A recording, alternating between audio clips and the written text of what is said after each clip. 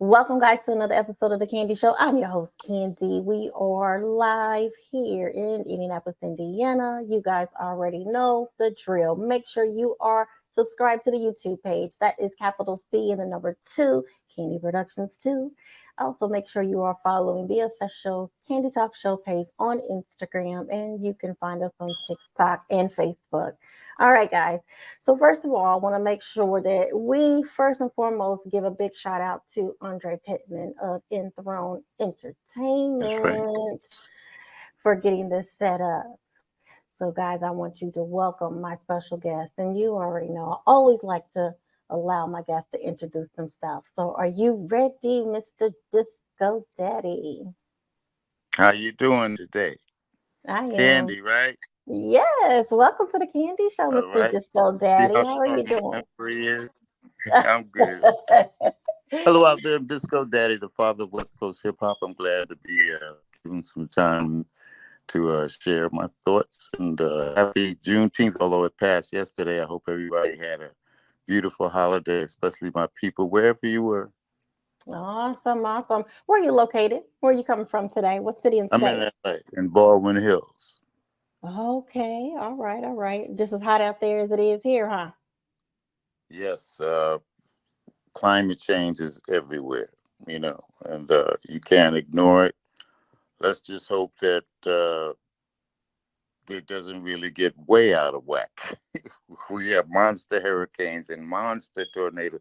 They can grow. You see what I'm saying? They're sort of kept at certain sizes simply by the temperature of the water that they sail over. The warmer the water is, the bigger a hurricane. And that's why we're having big ones because we're having unseasoned. In fact, the oceans are the warmest now.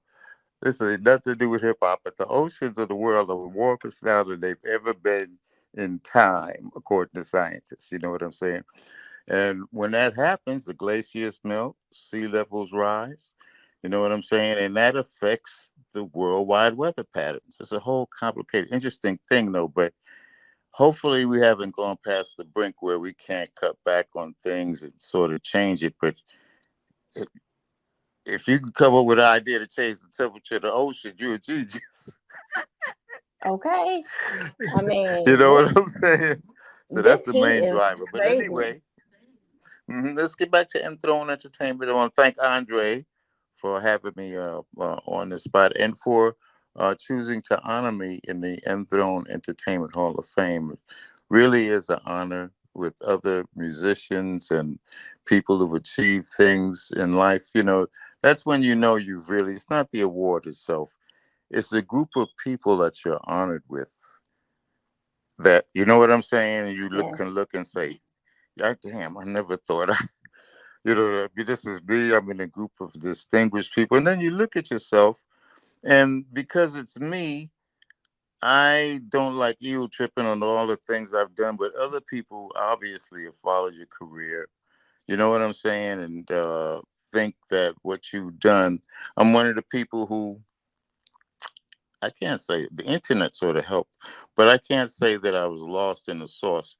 The first people to do anything, whether it's the electric light bulb or anything really, aren't really the ones who end up making the money.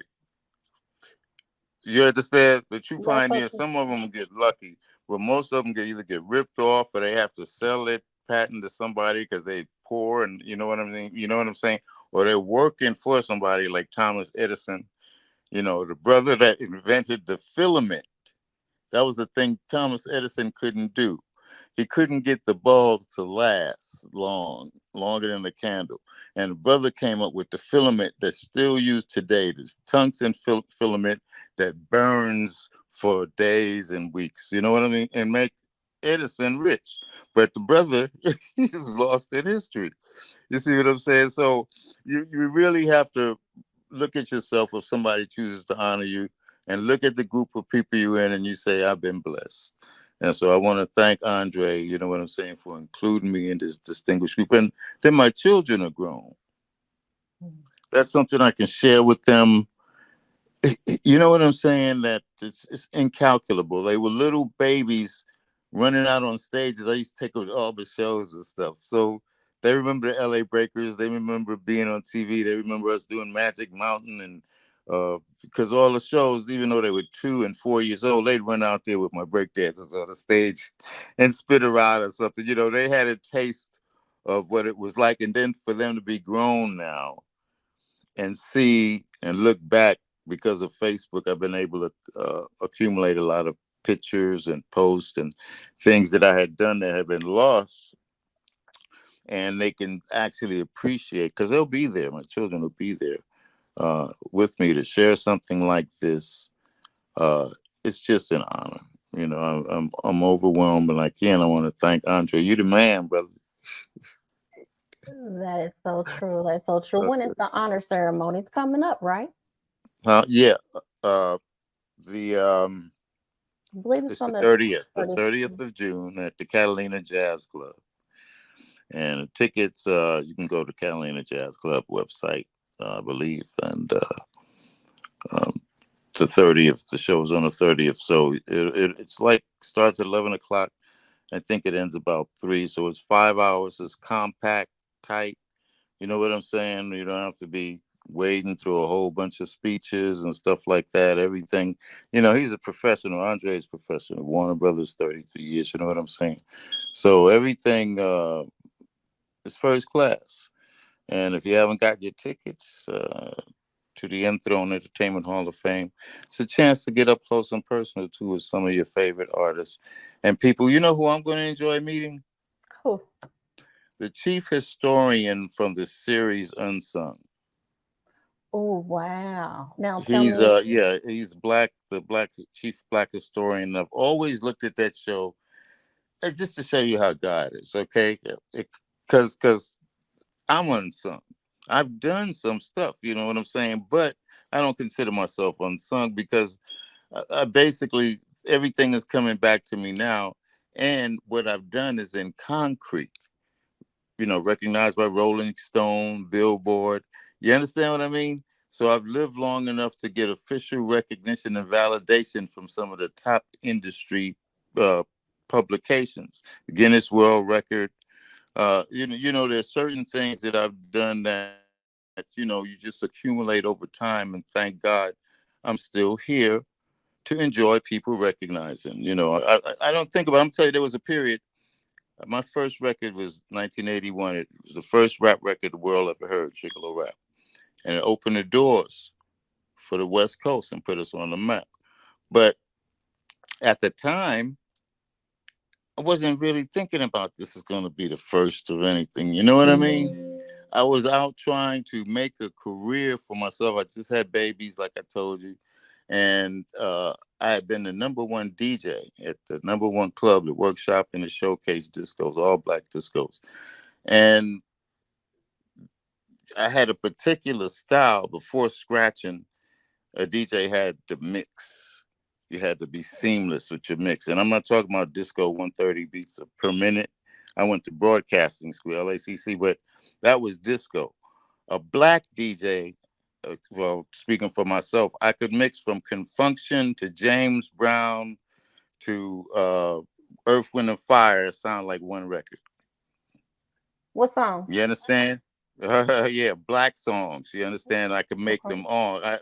That was a black DJ's his pride, which you stood on. Scratching came later, and because that started in '76. Scratching had started in New York about '77, but it came out here, and it's actually the first people to jump on it were people who couldn't DJ that well. They could scratch though, you know what I'm saying? But they could not mix. They could not be mixed masters. So it opened the door up for a lot of other people to do something different. Then some true turntablists emerged out of that, though. People who use the turntable as an instrument. You know what I'm saying? But by and large, I was there. It was something that a lot of guys who couldn't get jobs as DJs, this would make them stand out if they could learn to scratch. And they messed up a lot of needles. Listen, I'm old When enough they to know. when it came out, I'm telling you, I looked at that, and me and Michael Mixon Moore, who did the K-Day and KJLH militant mixes, he started that. And that's the kind of DJs we were. We were funky black DJs. And that the scratching thing, we looked at it, we said, okay, it's a gimmick and everything.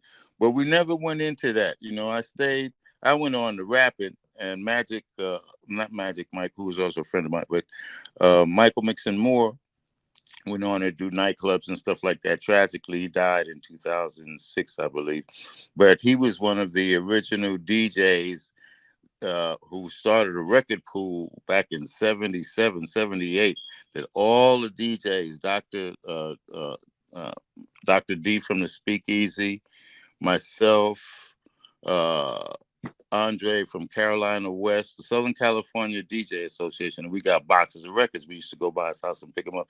And that started a little tight chain. So that was like 76, 77.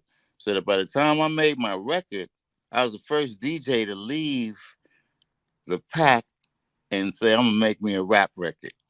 And I quit my jobs at the disco and I rapped for 2 years at dinky clubs and everything. And finally, I got into a contest. KGFJ was announcing, and I beat everybody there. Told me I'm gonna go win $50, except this one dude, light skinned, had his hair in braids and stuff, called himself Trey.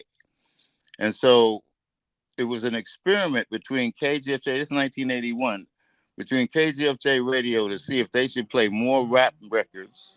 This music was new, or if it was a lot of people at the time believed it was going to be a fad like Disco Duck, and next year something else would be happening. So some of the stations were reluctant to get into it. So Carolina West was an experiment to see how many people will come out for a rap battle with two unknown. I was known as the DJ, but for a rap battle, LA's first rap battle at the Carolina West was interested because they're over 21. And they wanted to see if 21 and over will come out and buy drinks. You see what I'm saying? We didn't know this at the time. So they got together and they spawned the first rap contest, but that was what was behind all that. So the club was packed. It was packed, and everybody was so happy that dude Trey won that night. But they were so happy. It wasn't scheduled to be 2 weeks. This is August 1981. They said, let's do this again next week. You know what I'm saying? Because they saw that this is going to, 21 and over, we proved something that night. And so they started playing more rap on the radio. Carolina West, Andre, the DJ, was free to start playing a lot of rap music. And they started having a lot more related events. The dude that I rapped against Trey, the next week, I reached back to my DJ days because back then rap battles were not like in the 8 Mile movie where you dissing the other person. It wasn't like that. Original battles were you doing your flyest thing like a poetry slam, Off the head. not even recognizing somebody else was there, and then the audience decide who had the flyest rhymes. You see what I'm So, saying? You didn't even write. So this time instead of doing, we did the same raps, but neither one of us had any audience participation. And I went back to my DJ days where at the clubs, and I wrote a line: if the party's over here and the party's over there, everybody in the house say hell yeah, and the crowd exploded. It was the first time you recognize as a rap artist that the people want to get involved. So that's what you see it. Say ho, put your hands in the air. You understand what I'm saying? They're part, they like to be included, but the chance sort of bring everybody, put y'all on the same vibe. You know what I'm saying? So he had no line like that. And this time, the first Curtis Blow was the judge of the first one. This one, Fatback Band and Ray Goodman and Brown were the judges. This was the next week. And this time they scream when they put their hand out. So the dude stepped up out the audience just like in a movie. He said, "Wow, my name is Duffy Hooks. I was here last week, but I wanted to see who was going to win. We think you're pretty good. This is my father. We just started the first West Coast rap label, Rappers Rap. We'd like to sign you as the first artist to the first West Coast rap label to sign. Okay, Rappers Rap label. That was me. The dude that I rapped against, he changed his name 2 years later to Ice T. You understand? So we both were at the first rap battle, kicked it off, and that's where our careers started. But his career actually started the night he chose to battle me. I was already known as a DJ, but that was something he was in the club. I heard it on a KGFJ, they announced it, but he was already in the club. He used to hang out at Carolina West. He told me this later, and his buddy told him, "Say, hey, why don't you get up there?" Because he was really more of a breakdancer. He was trying to be a breakdancer, and he hung out at the club radio, stuff like that, back in the early days. And so, but he's a true OG. So anyway, it's just ironic I become the father of West Coast hip hop, because if he'd have won that night, he'd have got signed to the first West Coast rap label. You understand what I'm saying? And with all the great things he's done, he would have had a feather of in his cap of also being the first West Coast rap record artist on the radio. Well, That was me. Yeah, you see what I'm let, saying? So a little twist of fate there. But at the same time, he's made his money. He's gone on to great things. You see what I'm saying? It just shows you, though, how two obscure people, two young men, at the time, were both driven to do something, and we both end up with a segment of popularity in this business and achievements. You see what I'm saying? That we've done. So, I really am glad that God has kept me alive long enough to be able to share what the flavor was like back then, because again, rap battles were different. Me and Ice-T had the first rap battle, sponsored by KGFJ, and KGFJ played my record, the first West Coast rap record, not K-Day. KGFJ was the first West Coast station to play the first West Coast rap record. so Now, my let friend Greg Mack and K-Day, they came a couple of years later. Okay, okay. Now I know Okay. you just basically brought it down to what you're known for with the Disco Daddy, with the Hmm. Disco Daddy title. But I do want to go back because I understand that you also appeared on Soul Train For as a what? dancer. I understand you appeared on Soul Train Oh yeah, it was a as a Soul Train. dancer. Remember the original Soul Train gang? See, the Soul Train gang existed from the time Don Cornelius started the show up until 1975. Remember, the dancers were called the Soul Train gang. In '75, Don Cornelius produced a group called the Soul Train gang, a singing R&B group before he produced Shalimar. And so he stopped referring to the dancers as the Soul Train gang and only the group. So only members who danced on the show up to 1975. Shabba-Doo, Rerun, Pat Davis, all those cats, and Demeter Joe Freeman, all members of the original Soul Train gang. Okay. What people don't know about that is that when I'm in the Smithsonian African American Museum of African American History, with all the Soul Train dancers. The first week they opened in September, I think it was 17. The entire Soul Train generation, every generation of Soul Train dancer was inducted into that museum the first week it opened. So we have a Soul Train display there. We're considered a national treasure. You see what I'm saying? A part of the history of music because of what Don Cornelius did, the type of influence that he had on America and American music, where blacks at the time, you know how hard it was to get on Ed Sullivan. Okay? OJ's, Isley Brothers, Whispers, making bomb music, especially for the black community, but you didn't see him on TV Mhm. until Soul Train. You understand what I'm saying? A few comedians like oh man, I can't remember my man's name, but a few black comedians who had their own shows. They featured acts like the Shy Lights in the '70s. A few lucky blacks that got shows.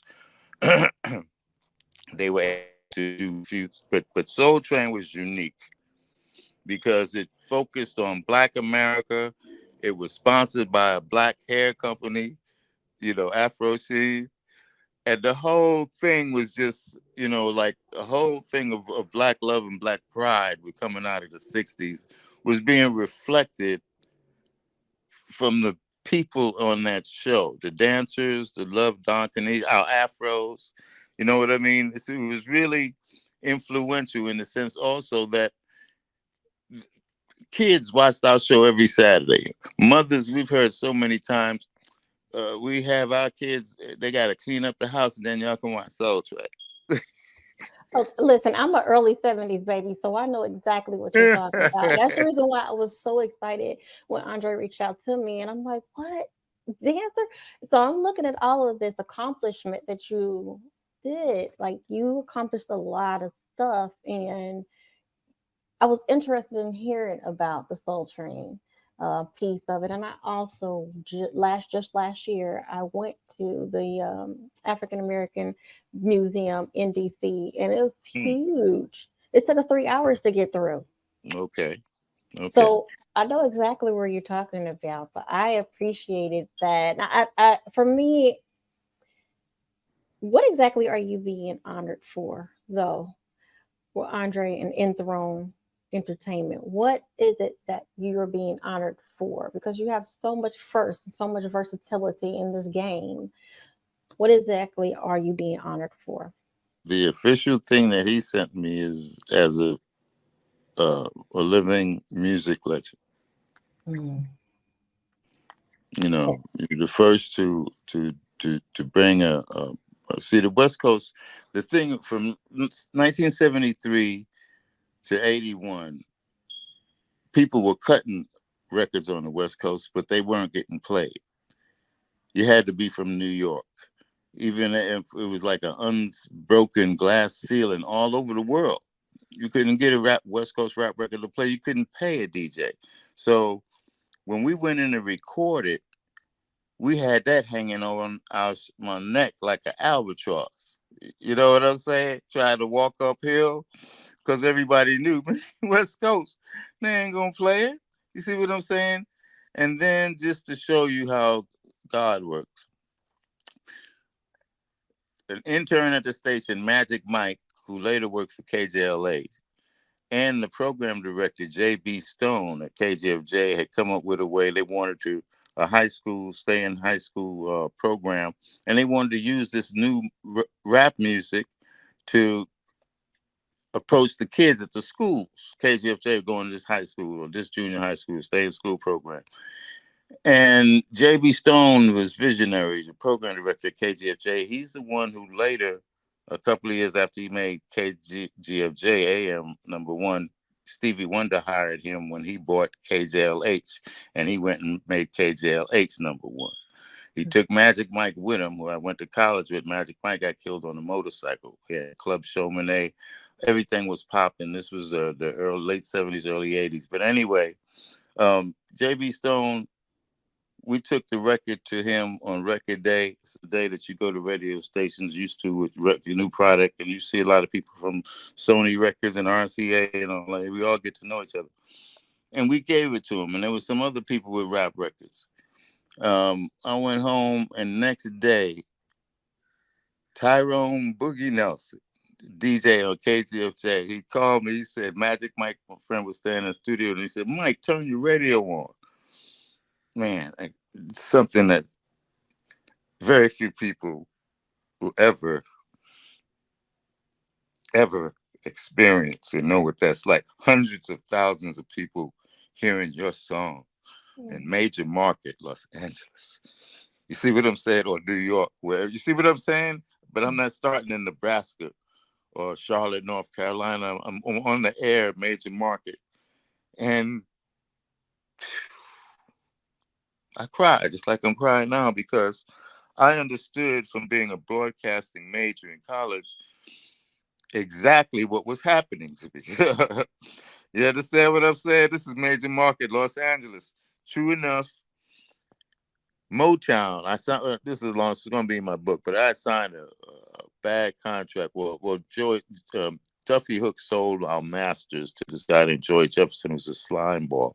A lot of people back then looking for pure money. And anyway, Motown called us, and we were. They loved the record. We were already on the air in major market. You see what I'm saying? So there's just a hop, skip, and a jump. And we were talking to the president. Oh man, what's my man's name? Wasn't Gordy had left, and the guy who was president. He's dead now. He's a white dude, and he said, the track is speeding up and down. He said we'd like to take it in and tighten it up. Um, I had got permission. I was the first artist to get permission to use music from the Motown catalog. That's how I got the track from Rick James, Stone City Music, and Joe Bett Music, Motown, because we went legally. Everybody else at that time was doing using I forget what you call it now, but it was illegal. Now you can do it, but you got to pay the artist. But we went and we got the rights to use the track. So Rick had just released that record, "Give It to Me, Baby," about in April that year, and it's like 6 months later, and they rarely give artists permission to use something. He was huge. "Give It to Me, Baby." You know what I'm saying? Love that Uh, song. yeah. So I was the first hip hop artist to get permission to use music from the Motown catalogs, not MC Hammer. Can't touch this. You understand what I'm saying? Everybody thinks of them. This is gets me back to my point of being unsung. There's things that I've done that because I didn't get famous, other people think other people were the first to do things like that. See what I'm saying? Motown, we're gonna sign Disco Daddy and Captain Rap as the first Motown's first rap group, and I couldn't do it because I had signed a contract with this slime ball named Joey Jefferson, who threatened after he bought the tracks from Duffy that if we didn't sign with him, he was going to change the name of the group in the record to Captain Crunch and the Funky Bunch. Just wipe us off. Yeah, and he did that. There's some out there, Captain Crunch and the Funky Bunch. If you go to Discogs, it's me and Captain Rap. But he did that just in case we didn't sign with him. He went all down south selling records. And back in those days, you could put records in the trunk. 10,000 black stations, Alabama, Mississippi, all through there. You know what I'm saying? Where we would never make Billboard. He wasn't pushing us in Chicago, Philly, or anything. You see what I'm saying? He was a slime ball. These guys are on the air in LA, and he's selling to small record mom and pop stores all across the South. And he had people who would actually pack their trunks, a little crew, and they would drive. They had their own thing. This was back, this 1981. This is the record business, the slimy part of it. So I pull out the contract and I show it to him. And the brother, he says, he's got you down for seven. Damn it. Okay, again, forget the Oh, no, terminology, that's but okay. he's got you down. He's got you down for seven, whatever. And I didn't. I said, what's that? That means that he can sign you if you never record any records with him. He can sign you and re-sign you for the next 7 years and keep you under contract. You know what I'm saying? I forgot there's a term for those things. I never read the contract, but for Motown to try to want to buy us out, pay him because it would be Motown coming to him. He's a slime ball. He wanted an exorbitant amount of money to release the contract so that we could sign with Motown. It was no win situation for any of us, and I dissolved the group. But this is one of the things that you learn about the music business: contracts. Read them, understand what's happening. You know what the terms mean. We couldn't hire an entertainment lawyer. We just they just shoved the shaft in us. And he still had the record to take down south and all that. He was a slime ball. He owned Jazz City Records on Florence. But everybody, when this new music came out, was trying to get a piece of it. And because I was the first, I was the only. It's hard to explain, but it's like being the only rapper on the radio. There was a moment in time where it was just one guy. You know what I'm saying? Me and my partner, Captain Rap, that was it. And then all the DJs who I DJ'd with, Roger Clayton, Uncle Jam's Army, who started Uncle Tom, known as been 77, and Egyptian Lover, all those cats said, Mike, you did it. We can do it too. You see what I'm saying? So all the DJs, next couple of years, you hear Tidy T, Battle Ram, you hear yes, yes, yes, yes, yes. Uncle Jam's Army, Egyptian Lover starts doing more of an electronic thing because Africa Islam taught him how to use a beatbox. So he went off in a different direction. But I got disillusioned with the business bit behind what happened with us, and I just stopped. And when I was watching, I waited for a year. My woman was taking care of me. It's 1982, and I'm looking at the news, and I see the New York City Breakers dancing at the White House for President Ronald Reagan. And I said, wow. I turned to my lady. I said, wow, there ain't no LA breakers. She said, oh, yeah, here we go again. And I went out and I started what became the biggest breakdance company in the world. 125 dancers. We were the official breakdance company for the L.A. Lakers. We did the halftime before the Laker girls. We were official breakdance company for K-Day Radio. We were official breakdance company for McDonald's on the West Coast. We were the official breakdance company for Adidas. First breakdance company sponsored by two multinational corporations. You understand what I'm saying? So when we opened at Magic Mountain, at that time we left KGFJ and I started working with K-Day. K-Day had a big 50,000 watt antenna and people could pick them up in Fresno. KGFJ was being drowned out. And that's when people left. JB Stone left. Stevie Wonder had just bought KJLH, and FM was becoming the new power. If people forget, AM radio ruled for a long time. And this was the transition period. KACE, KJLH was starting to make, because they played Love and all this kind of stuff. You know what I'm saying? Things that the other AM radio stations couldn't do. They were locked into regular rotation. So anyway, um, during this transition period, this is where the whole flavor of hip hop was sort of predicated to only East Coast. If you're not from the East Coast, we're not gonna play your stuff. When my record got played, it broke that glass ceiling, and radio programmers all over the world started listening to what was coming out of the West Coast, and they discovered Tidy T's and Ice T's and Dr. Dre's and NWA's. You see what I'm saying? And Kid Frost's. So I really feel that I did something by being the first that goes beyond making $1 million, which I didn't make, but it broke the glass ceiling where people knew that there's talent in Los Angeles. And now we dominate as far as hip hop music. You know what I'm saying? We got Kendrick Lamar, who's just when you look at the evolution of hip hop and you see a cat like him, you know what I'm saying? With what he does, it's just unbelievable. The creativity, I know he has a team and everything that work with him, but the ideas start with someone and then you get your team to help you create. You know what I'm saying? The brother knows what he wants to do, just like Beyonce. And then you hire the craftspeople to make your vision come out. So in Beyonce's case, she does a lot of hands-on shit herself. She's more multi-talented than a lot of people give her credit for.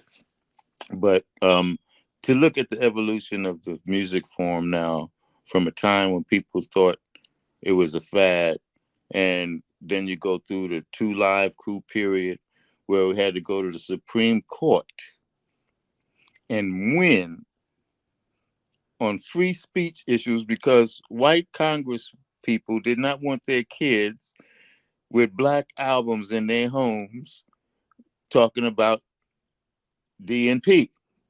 You know what I'm saying? Or shooting Parental cops. parental You know what I'm advisory. saying?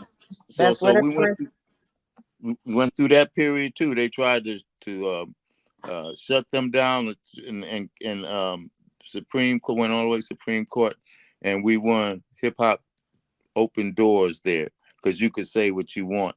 You know what I'm saying? They had to put the labels. They conceded to put the warning labels.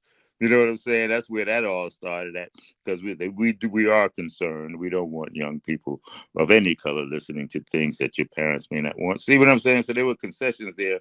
But as far as recording and people trying to boycott you because they don't like your music, hip hop opened doors for the creative artists, and we drew in during that campaign a lot of your uh, top white artists.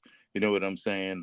Were major white artists because they knew that if 2 Live Crew lost, their music would be affected. You understand what I'm saying? Elton John, people like that.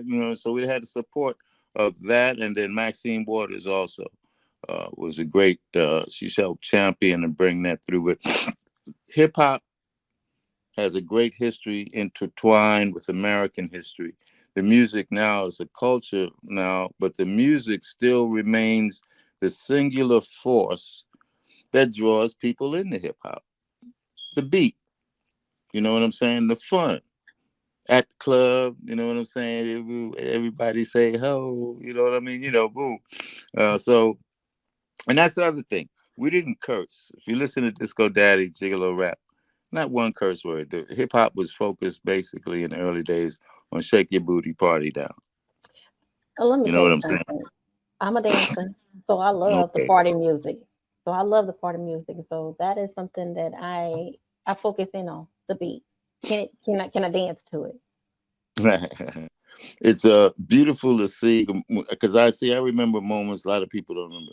When I first started rapping, our record came out. We would do shows, and rap was so new that people didn't know whether to dance. Are we supposed to dance, or are we supposed to stand and watch them rap?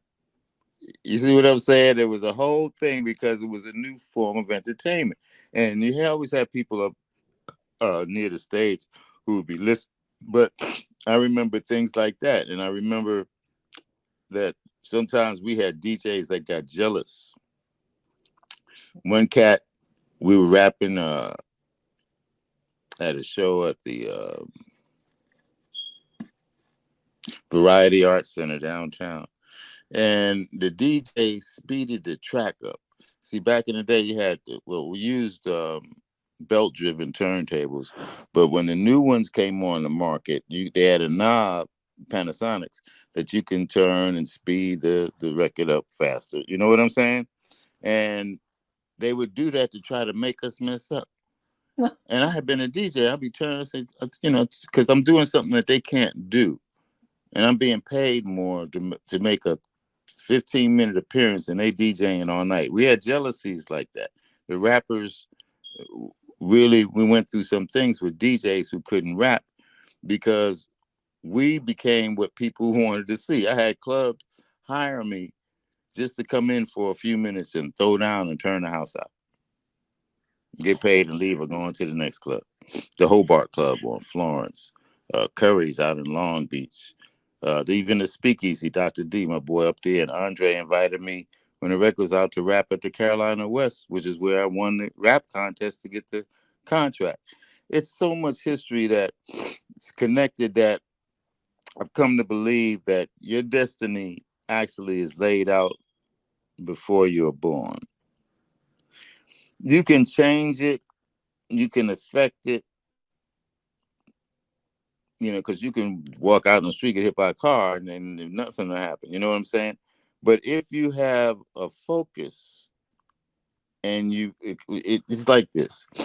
I paid attention to signs in my life along the way. When I came out here, I was here 6 months, and my cousin danced on Soul Train with Thelma Davis. Thelma Davis at the time, it's Thelma Davis Martin now.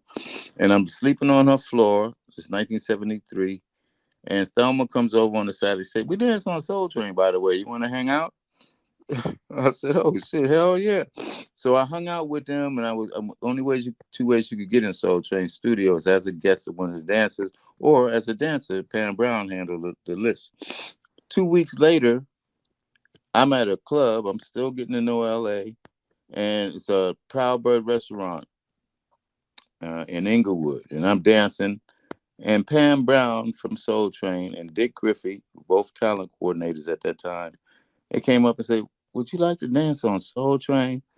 And I wasn't doing nothing spectacular, but because I was just got here from New York, I was doing the dancing to New York.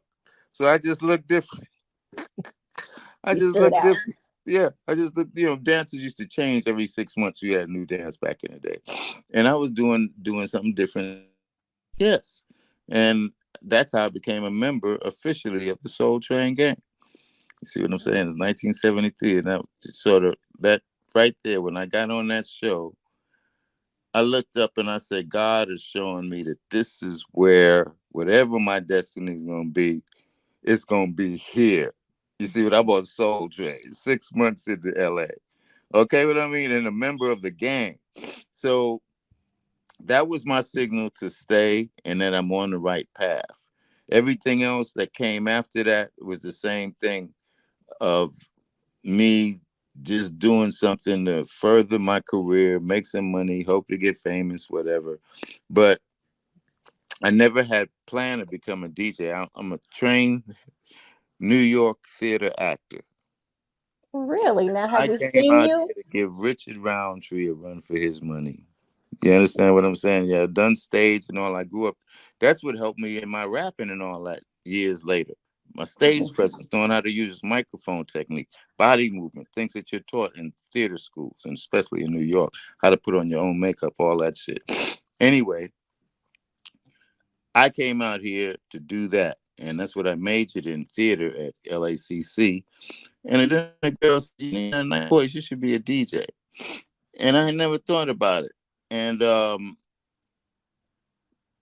changed my major to radio and television broadcasting. Yeah, again, not to be a DJ, but to be like an anchorman on the news. You see what I'm saying? I'm thinking the black news station. I'm not thinking anything about DJing anywhere in a club or DJing on the radio, because I had no format, but I was going to call myself or anything like that. So once I changed my major, I was happened to be driving past a club that had a sign out saying DJ wanted. This was 76. It was called a Showcase. This club featured bands, Ohio Lakeside Express, who later became Lakeside, Alfreda James, a lot of bands that at the time would come to LA, and all the clubs were band heavy. The disco era, 76, got here late, and all the clubs, including the Showcase, wanted to go straight disco. You know what I'm saying? And he told me that when I auditioned for him. So I said, that'd be fine. I said, this is my first time in a nightclub doing this. You know, I know how to use equipment because we use advanced equipment in school. And he said, well, what are you going to call yourself? I said, well, this is my first time DJing in the club. And this, my daddy's pregnant with our first baby. I'm going to call myself Disco Daddy. Okay, like that. And my daughter Kalila was born 2 months later. But that's where I got the inspiration for the name. And then um, I made the club number one. And the other thing people don't realize, back in those days, LA had teenage nightclubs for teenagers. See what I'm saying? When I moved here, they had teenage clubs. You had to be 18, 16, 14, whatever. Parents would drop their kids off at 9 o'clock and come back at 6 in the morning and pick them up. Teenage nightclub. So the Showcase was one. I made it the number one teenage nightclub. Then Gene Hardy, the owner, he said, it's 76. Why don't you start playing more Donna Summer and Bee Gees and stuff like that? And again, I told you earlier, I'm a black DJ. You know what I'm saying? I'm in the confunction. Chase me. Okay, you know what I'm saying? I've been to all the heavy stuff. And then the record companies gave me, I had the first, you heard everything first at the workshop. That was my mantra because I got boxes of records and stuff. And it got so powerful that kids were calling KGFJ radio station and saying, can you play this record that Disco Daddy was playing at the workshop last week? It got so heavy that they decided to have a KGFJ night at the workshop every Saturday, and they sent a DJ down there to see what the hell I'm playing and why I became an influence on the radio stations because kids, I didn't have a rotation locked into just 29 songs or whatever. I popped new shit. I was the first one to break new stuff from Funkadelic because I go up to Georgia, had an office on Vine and Hollywood Boulevard, and DJs could just go up there. I had 12 inches of stuff that no other DJs had. You know what I'm saying? And I remember everybody was used to Chocolate City and all the deep funkadelic stuff. When I played Flashlight, the kids didn't leave the dance floor, but they stopped. The first time I ever seen this in my life, they stopped and listened because it was so different from the funky, George Clinton. You know what I mean? It was the first. I mean, it was just different, and they didn't leave or sit down and just listen. And I said, "This is new for me." Normally, also all I had to say is new for Funkadelic or Parliament, whatever, and then they would just jump right on it. But they listened to it, and then when I segued into another song, they got back to dancing, and I had to play that record 3 times that night. I'll never forget it. Before they started, people started dancing. Teenagers, black teenagers, would tell you if something was a hit, and that was one of the things. Like I had contacts at Warner Brothers, where Andre, I never met him, but every record company I had contacts. Jesus, uh, at Motown, and Iris Gordy at Motown also. But there was a guy named Bill at Warner Brothers Records. I'll never forget this. I was in '78. I was at the Funk Festival where Parliament Funkadelic can function. It was at the Coliseum. And Bill wore a cowboy. Andre probably knew him. He worked in black music promotion. He had a black cowboy hat that he wore consistently, and he's a big black dude. And so I said, "Hey, Bill," I was backstage. I said, "I'm here. I'm gonna go in a trailer and interview Confunction." And he said, "That's cool." He said, "This is who you should interview." And I looked at him, a little short guy, like stringy hair, and he was standing there. He said, "This is a single from his album. The single was called Soft and Wet." He said, "Why don't you bump it? Let me know what it's like." I said, "Okay, what's his name?" He said, "His name is Prince." I said, "Okay, I'll get around to it. Right now, I got to hit Confunction."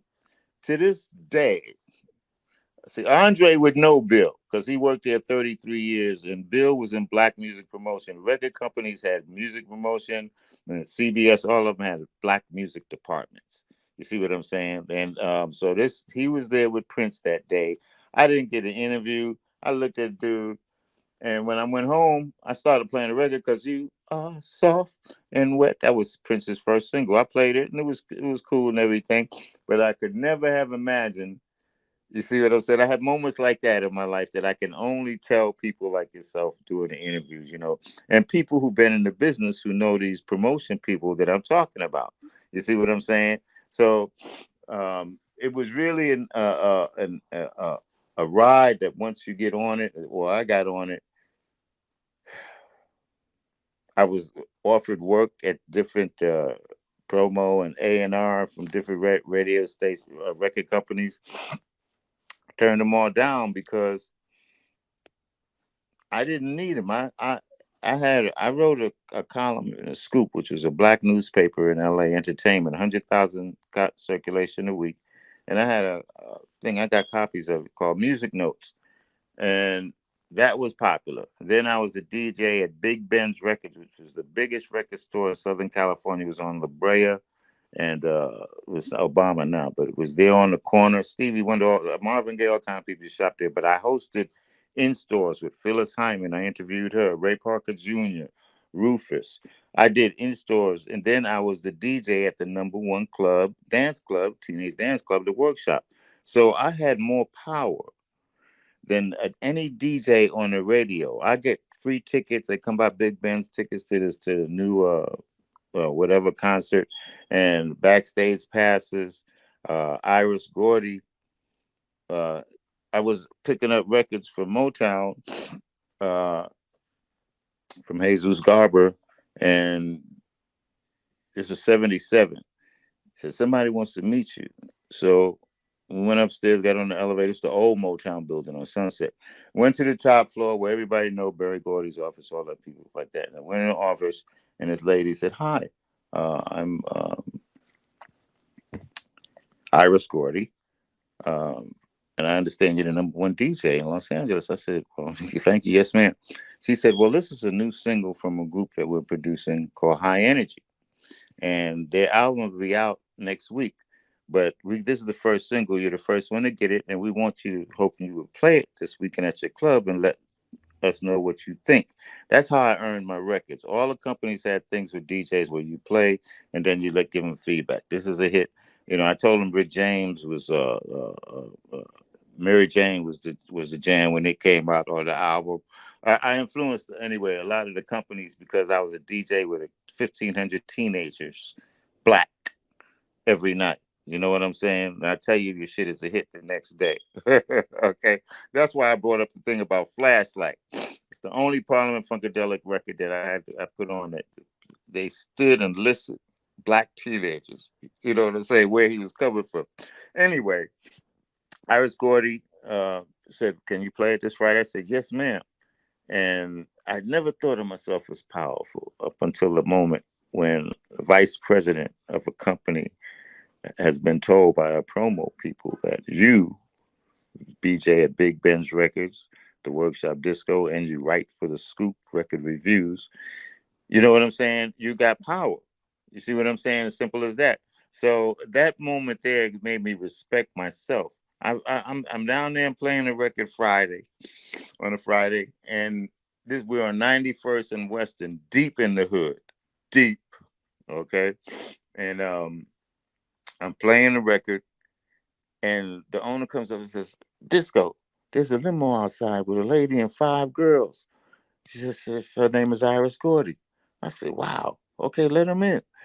She had brought the group High Energy, who from Pasadena, to a black club to hear their first single played among black teenagers, the target audience. You understand what I'm saying? She came to the hood in a limo just so the girls could hear their record being so that right there, she's from Detroit. Barry and all of them, people don't know this, but most of them was hustlers. You understand? The people who built Motown, the Gordy family, that's where they brought the Detroit hustle. They had teenage dance parties where they would see back there if this record, is gonna what the teenagers like. So they sort of pioneered that. You know what I'm saying? So coming down to a nightclub of teenagers wasn't nothing. That's part of the Gordy hustle. You understand? It don't matter if she the vice president because she could have had an A&R man do that. You see what I'm saying? Yes, This is yes. Iris Gordy in a limo coming to the hood, 91st, and they stayed for a long time and danced and had a good time. And I tried to talk to Pat, um, with the lead singer, Michelle, the lead singers, and we never went anywhere because after that moment, Iris Gordy invited me to all kinds. I was invited to all kind of Motown record review parties and stuff like that. So we go back to '77. You understand what I'm saying? I broke Rick James, uh, like I told you, his first album with Mary Jane on it, and I broke it at the club.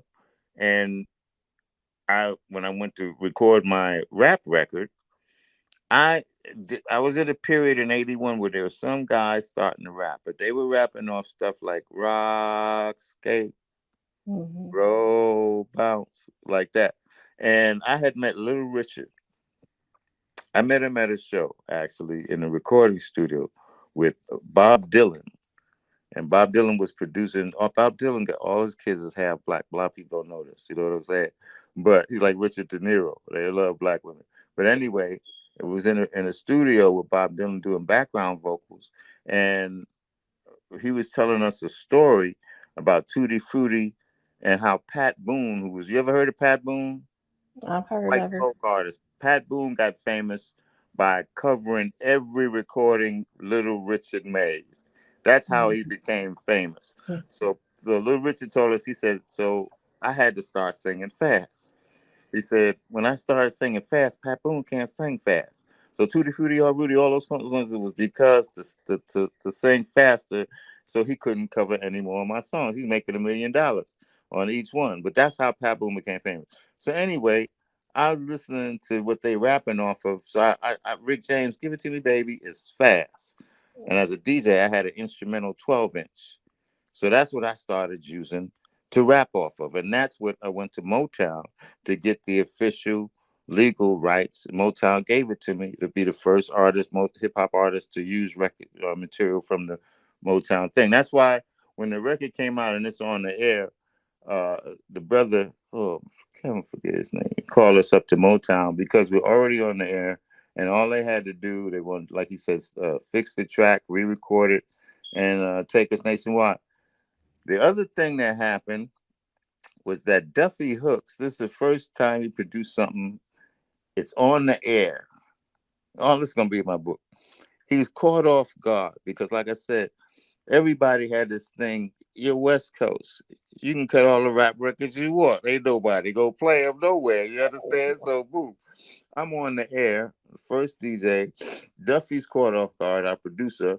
He don't have the money to print up any damn records.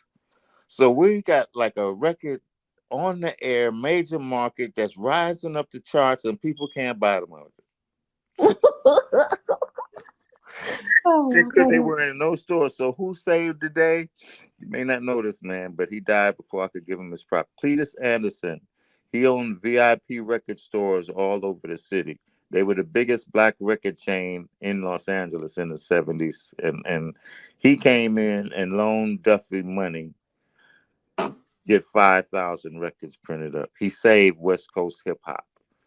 See, Duffy, Wow. the producer himself, wasn't expecting for the record to be played. Caught off guard, caught everybody, all of us off guard. You know what I'm saying? And to this day, that's a story that, again, when whatever happened to Disco Daddy, the book is finished, Mhm. these stories will be out there because there are many things like this that happened that affected whether our record got on the air and in people's pocket homes and stuff. The other thing Cletus Anderson did was he had he brought the Sugar Hill Gang out here, and they had their hit record, "Rapper's Delight." And he built a stage behind VIP Records on Crenshaw, which is right across from McDonald's. It's an eyeglass shop or something now, but VIP, one of the VIPs used to be there. And he got on KGFJ and said, "Coming to see Sugar Hill Gang, LA's first rap group. Disco Daddy and Captain Rap with the Sugar Hill Gang, New York's first rap group." And we performed with them. The streets was packed from Crenshaw to Coliseum. We shut it down, and it was the first thing of pride. KGFJ, we've got the first LA's first official rap group, and people were just coming out for that to stay from LA. You know what I'm saying? That the Sugar Hill Gang was just the added plus, but that was historic. He shot pictures of that, and the Scoop newspaper. He had Jim Shields, who owned the Scoop newspaper, come out and do all the shooting. And 2 years later, the Scoop newspaper building on Adams burned down with all kind of photos of all this historic stuff. You know what I'm saying? The Scoop was everywhere for stuff like that. And I met him because he came down to shoot ads and pictures for the workshop disco. And he said, "Hey, I want to start a music review column." And this was 76. And that's how long, for 19 years, I wrote music notes, a column for the Scoop. There's a lot of things that just so connected that I remember. I remember the first female rapper. Her name was Rockin' Roz from LA. First black female rapper. Nobody remembers her name. I just recently got in touch with her brother. She died in 2000, what, 10 or 11. I think she had breast cancer. But her name was Rockin' Roz. In the 70s, in some of the clubs I went to, she was the only female that would also step out and rap. See what I'm Wow. saying? So I'm gonna make sure I'm talking to her brother to get pictures of Rockin' Roz. You see what I'm saying? There's a history that very few people, only I know about, because I was there at the beginning. But she had a baby. She got signed to Jumpin' Jack Flash Records. If you go to Discogs, Jumpin' Jack Flash Records, you'll see Rockin' Roz. I forgot the single, what the name of it was, but that's the only documentation that she even existed. See what I'm saying? Jumpin' Jack Flash Records. But Now, there's Miss, so much history here. Go ahead, sister. you know, 'Cause I'll yes, you talk you to do. Now, death. listen, I'm gonna tell you what. I'm gonna tell you what. You know, number one, I appreciate the fact that I am talking to a walking, living legend in the entertainment industry that has put his stamp on this industry. Where, you know, and I'm glad that you're here telling your story. Thank I'm you. glad that you said you're welcome. I'm glad that you said you're going to put it in a book because I know we can be here, and trust me, I would want to be here for hours to just listen to Yes, the we could. story. Yes, we could. But I do want to make sure that I tell you what, when we offline, I'm gonna tell you a little bit more. But I want to make sure that I ask just a couple of main questions Mhm. before we exit this interview. Um, Number one, what made you want to tell your story now? And get yourself out there. Well, to be blessed to live a long time like I told you earlier, my part of my philosophy is that your destiny is laid out for you. You can always change it. But there are, like, some of the things that I've told you, there are stories.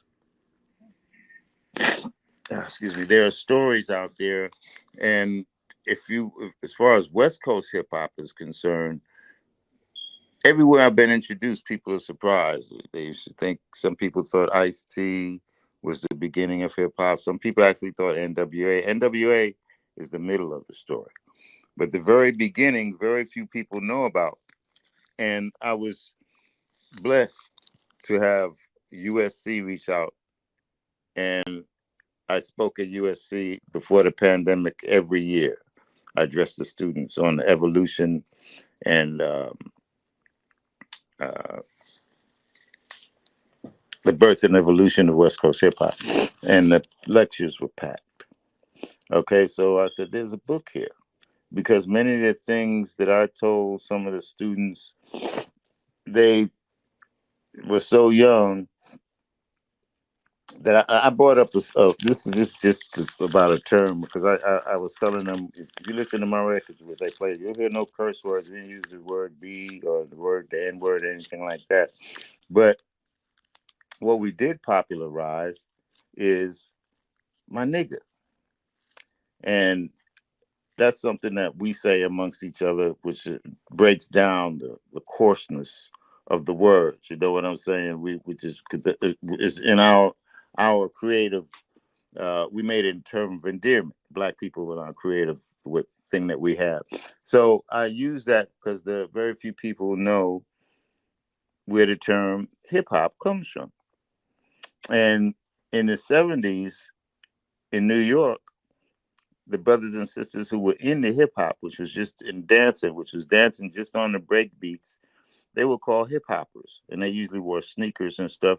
And they couldn't get into the clubs where you had to have a suit or jacket or stuff like that. You know what I'm saying? And so they were, hip hop was a derogatory term. Oh yeah, well, I pulled each one of them to show the difference, and how it's been accepted in a normal culture, especially among young people. The term "my nigga" has been turned into something that they all use to show that it's the strongest possible friendship you could have. This is my friend, but this is my nigga. You know what I'm saying? You can have both in your circle. See what I'm saying? But one of them you run with tougher than the other. You can call easier than other. You know what I'm saying? You have a certain kind of bond with the term, with that friend that you titled my nigga. So they instantly got how the hip hoppers use a derogatory term and turned it into something that became an art form, and they labeled it hip hop. You see what I'm saying? But it was used, the term itself, hip hoppers, were a derogatory term for, you can't come in our club dressed like that. Okay. Now you're talking about you're gonna have a book coming out. Whatever Who? happened to Disco Daddy? Whatever happened to Disco Daddy? Hmm. What's the expected? The untold story of West Coast hip hop. What's the expected? When would you like to get it out? Well, hopefully uh, by the end of the year, but there's some other things that we're working on. You may see a biopic before the book is actually done. I'm Ooh, trying to. Well, I have an agent. My life story is valuable yes, before it I is. write anything. Some of the things that I'm telling you, again, these are all unknown things from the beginning. First female rapper, never really got big, but she was out there really for rock and Roz.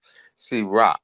Okay, so if a brother's got any material, I'm going to be revealing things that simply a lot of people don't know. The history of West Coast hip hop is my history.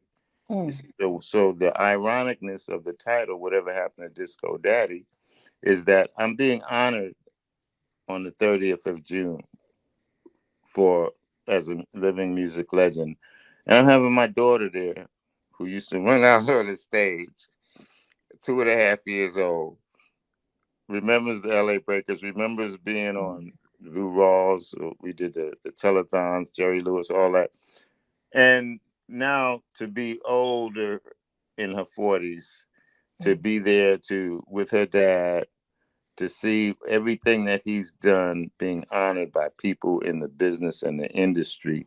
And you see what I'm saying? To me, that is the beginning. That's the opening of the biopic. Whatever happened to Disco Daddy, I'm being honored. That's going to be the opening scene in the film, in the biopic. And also, I'm telling you stuff nobody else knows.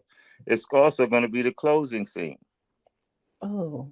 The opening scene is me being honored by Enthrone Entertainment and getting the award, and then going and sitting down in the dressing room and thinking back on how the hell I got here. And the film dissolves. I look at a Facebook post, and it dissolves and takes the viewer back to all the hip hop stuff we were just talking about, the battles, the breakdancing, everything, the drama. You know what I'm saying? Things like the other thing that's not known is that no, yeah, and then at the end of the film, the same opening scene, me being honored by Enthrone Entertainment. It's the beginning and ending scene. God Wow. gave me that. You see what I'm saying? Because I tell a story in between, and it becomes whatever happened to Disco Daddy becomes obvious. You see what I'm saying? So we may do that before you actually see the book, but I'm gonna try to get the book because it's gonna. I got like 2,000 people on the book page waiting for the release of the book. You see whatever happened to Disco Daddy the book. So I'm just keeping myself healthy now. I'm a vegan, 16 years. Luckily, no, I get it. I'm a veteran, Air Force veteran. I got no diabetes, no HIV. They test us for everything every year. Get complete physical. So I'm blessed. No Alzheimer's, diabetes, and nothing like that. And at my age, I should have something. But I think my vegan diet has actually sort of helped. I don't catch colds. I don't get diseases and stuff like that, or people get sick. It's been 30 years or more since I had a flu or cold or something like that, even before the pandemic. So I feel very blessed. And with the biopic, we hope to do things in a way that no one's ever done. I'm revealing stuff to you no one knows. The format from the very beginning is that I look at a Facebook post and it takes the viewer and the audience back to that moment in time. Mm. So no one's done that yet in a film. Use their Facebook post to tell a story of their life. And I got pictures of my mom as a baby telling me dream big, Michael. Saying like all kinds of stuff, the influence I got from my pictures of everything that I've done, the awards. I'm gonna look at a Facebook post. It's gonna take you back to that moment, and then I'll be coming back to what's going on right now for a minute before I go on to the next one. But my story will be told through my Facebook posts. They actually become my storyboards for the biopic. And as I look at Nice. them, they dissolve into that and take you back to Harlem, take you back to L.A. Breakers. See what I'm saying? Moments in time that instead of trying to tell a story straight up from beginning to end, you was born in Harlem and grew up and did this and that. You see what I'm saying? I'm using my actual Facebook post, but using Andre's award to kick off whatever happened to Disco Daddy. It becomes a I forget the word I'm looking for, but it becomes obviously tells the tale from beginning to end of what happened to me. In between, you get all the meat, but the beginning and the end are at the Enthrone Entertainment Awards. The last question I want to ask before, because like I said, I know I can be talking to you all day long, Hmm. because I enjoy the stories. Like I said, I'm an early '70s baby. I grew up on a lot of this, the whole hip Mm. hop era, Okay. So, and I've seen it change. But the one thing that caught my eye earlier is that you started crying, and Started you what? you started crying a little bit. Like, you got a little emotional. And so Yeah. my question to you is, because you said earlier you had wanted to be famous, what's behind the emotion that you have right now, just even telling the story? What's behind it? Or do you have any regrets, if you shall say, or I'm not sure if regrets is the right word, but you're not Well, famous as you wanted to be. You didn't think you thought out at one point to be famous, but you're not famous. Like a lot of people don't know who you are. You're not on right, everything. You see what I'm right, saying? right. And so I'm asking you, what's behind the emotion behind you even saying that you're being honored? Well, the emotions come from, again, the group that you're included with. I could be honored by a Boy Scout troop. You know what I mean? It'd be still be, hey, these young kids think something of me, but to be honored by your peers, to be included in a group with them, where I never look at myself like what I'm being called. You see what I'm saying? I know I've done things that have a story. NWA proved that hip hop movies can make money. That's all Hollywood is interested in. You see what I'm saying? Their story is the middle. My story is the beginning. Okay. And it's got all the breakdancing, rapping, and everything. My battle against Ice-T. You see what I'm saying? Things that no other movie will have that I've done. I mean, that people can see. You know what I'm saying? And understand fame is a word that you use when you want to really be on the news, and you have millions of people following you for whatever you've done. It's not just show business. I mean, Stephen Jobs was famous. You see what I'm saying? You have famous people that are famous in different ways for their accomplishments. To be honored by people who are in the business like you are is a whole separate thing. You see what I'm saying? To be even thought of, well, he would fit in. He's done enough to fit in with so and so and so and so. You see, and people who I looked up to. I mean, you understand what I mean? Where so that's why I told you earlier, meeting that brother from Unsung. It's just will show you how God works. Your destiny's laid out for you. The purpose of other motivation for the book is that it completes my destiny. Whatever happened to Disco Daddy? There's an assumption there that obviously this person isn't that well known, but for somebody to ask a question, you want to find out who this cat is. Who the hell is Disco Daddy? You see what I'm saying? And what did happen? Then when they get into the story, and they said, "Damn, this cat, he did this," and I'm really just telling the story of West Coast hip hop, how it evolved. You see what I'm saying? The snakes that come out, and how you can, if you don't read contracts. And then I had stars in my eyes. I didn't even understand what I was signing.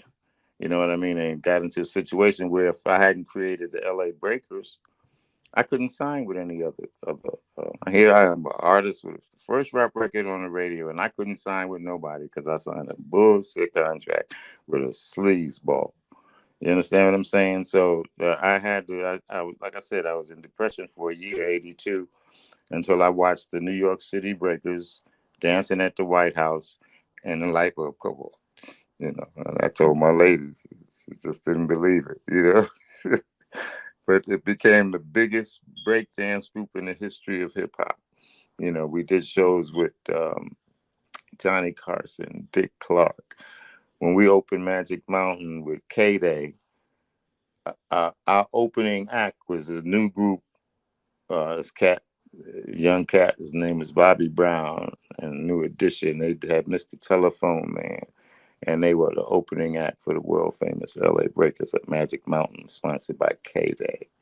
You understand? I've had moments. That's where I met Suge Knight. Suge Knight was the security for New Edition. You know what I'm saying? He had a pigtail, long pigtail back then. And that's where I met him. He wasn't nothing else but that. Got the group ready to be here, walk with him backstage and all that kind of stuff. And I was a member of K-Day Radio's basketball team. I was the only member of the basketball K-Day All-Stars who wasn't a radio disc jockey. I was a member of the basketball team because my group was the LA Breakers official breakdance company for 1580 K-Day. See what I'm saying? So we played basketball against New Edition at Manual Arts and different schools around the city for charity. You know what I'm saying? I've done some things that, again, the book and the biopic would just reveal so much of history of the West Coast hip hop. I mean, Suge Knight, he was just a security for New Edition, and he traveled with them. How he got into what his position with Death Row and all, that's his story. You know what I'm saying? But I met him before all of that. You know what I'm saying? And New Edition, got to meet them, and they blew up later on. You see what I'm saying? But their first performances out here was as opening act for the L.A. Breakers, sponsored by K-Day at Magic Mountain, and we turned it out. Can you That's a whole still other thing. can People you were still so break dance? amazing. So I'm sorry, but breakdance was so amazing to see at that time, up close, that human beings could do some of the things that no matter where we went, we turned it out. No matter who we performed with.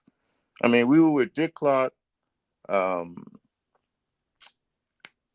Johnny Carson, Miles Davis, and Cecily Tyson, and uh, can't remember anybody else on the show. It's a place in Malibu called Malibu Emergency Room.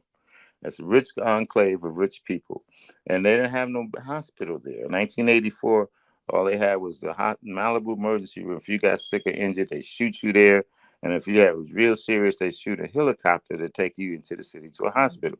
So they had um, fundraisers for the Malibu emergency room. And a lady named Audrey Smaltz was the producer, reached out to the LA Breakers because kids wanted to see us and included us in the show with people. Johnny Carson, I heard of you guys. That's the only comment he made when we walk past him and go out on the stage. But I mean, just to hear him say that to us, you know what I'm saying? We was trying to get on this show so bad. Oh man. We was, and we just knew that that was going to be the opening. It didn't materialize, but so many kids turned out to see us perform. We met Cecily and Miles when they were still together. Well, they were in the dressing room, and we were again walking to our dressing room on the stage, and we peeked in the dressing room. Miles Davis and all my breakers, and said, Miles Davis. I said, my kids were young. I said, y'all know who Miles Davis is? Hell yeah. And he was so gracious. He let us take a picture with him and Cecily. And it was just unbelievable. Right after the show, Johnny Carson took off his stuff and went to play tennis. That was his thing at the time. We did shows for the way we became the breakdance group for the L.A. Lakers. Is that Jeannie Buss had just been hired in 1983 out of college as the promotion for the Forum Tennis Club at the L.A. Forum, and they had hired this cat named Lon Rosin as new promotions director for Showtime. Showtime was the new concept pioneer that they wanted to be identified exclusively with Laker basketball. They called me into a meeting, Teeny Bus. First, he said, "We'd like you to do." My father just bought Pickfair Mansion, and my boyfriend, she wasn't going with the basketball cat, and she was going with James McEnroe. John McEnroe. She said, "It's his birthday. We want you to like the LA Breakers to perform at Pickfair Mansion." And I said, yeah, we're available to do that. And then Lon stepped up and Lon said, well, besides that, we, the Lakers organization, have established a concept that we want to be exclusively identified with Laker basketball called Showtime. We have a star, Magic Johnson. And he said, that's where you guys come in. We're looking to upgrade the entertainment, the halftime entertainment, and we'd like the LA Breakers to be the official breakdance group for the LA Lakers. This Oh. blew me out, blew me away. I said, "Wow, that I love that." We did the show for Jeannie Buss, and now she owns the Lakers. And Lon Rosin went on to become Magic Johnson's agent, and he's vice president of baseball operations for the Dodgers. Okay, these are people I met at the beginning of their careers. Okay, I've never called or asked for anything, but I will be calling to ask for validation through a letter or something that we were the official breakdance group for K-Day. We were the official breakdance group for the LA Lakers. We got pictures with Jeannie Buss and all the things that we did. We performed at their charities and stuff like that. The Fonz, Henry Winkler. Uh, we met him through Adidas. Adidas sponsored his charity, which was for the children of McLaren Hall. It's a school for abused and abandoned children. Doesn't exist anymore. But at the time, that was Henry Winkler's favorite charity. He asked the LA Breakers if we could perform. So we'll do it for free to help these kids be happy. And we met on the bus. Uh, Three's Company, the star that I forget the name of the Oh, star. why am I John? Why I can't think of his name right now? Ain't that something? He was Henry Winkler's best friend. That was his ace spoon coon buddy. So they hung out together. But he was there and he carried my baby girl Amira, who was like 2 years old, all day long, from the bus, which had Diana Ross, Barbara Streisand, and John Lovitz or whatever, who had just produced the new Batman movie, which saved Warner Brothers. It was Barbara Streisand's boyfriend, and Stan Lee. I grew up reading Marvel comics before they made any movies. Iron Man, Fantastic Four, Spider Man. Stan Lee created Marvel comics and created all those characters. My life has been a fucking hip hop fairy tale. He was there with Spider Man, and the little short guy, not the one what you talking about, Willis. There was another little short black star of a TV show. He was there also. Can't remember his name. It's You his talking about show had Emmanuel? one. You talking about Emmanuel Emmanuel Lewis. Lewis? Emmanuel Lewis was there, and then the LA Breakers, and naturally we turned it out. When the kids saw Spider Man, though, they went crazy. And I told Stanley, I said, this is just a dream. I grew up, I had the first copies of Iron Man, the first copies of Spider Man, the first copies. They were 10 cents back in the day. Every month, my mother would give me $1, 1962, 63, 64, and I'd go get 10 comic books. The new, grew up reading Batman, Superman, but this was a new flavor type of Marvel was different. The heroes was different. You know what I'm saying? And I was a Marvel comic book addict. I had all the first copies. In 1964, I had first copies all through the 10th to 20 copies of all the Marvel comics, Iron Man, all of them. Yeah. And I got some bad grades in school, and I came home and I had my box of comics under the bed. I looked under the bed and my comics was gone. I said, Mom, what happened? In New York, we got incinerators. The projects, you got incinerators. You throw them in there on the 12th floor. They go down, all your trash burns up. You don't have to take them out to trash. She said, I took all those comics and threw them in the incinerator. You've been reading that stuff until you get your grades up. No more comic book money. I said, Mom, 15 years later, I said, Mom, do you know how much those comic books that you threw in the incinerator would be worth to you? I don't want to think about it.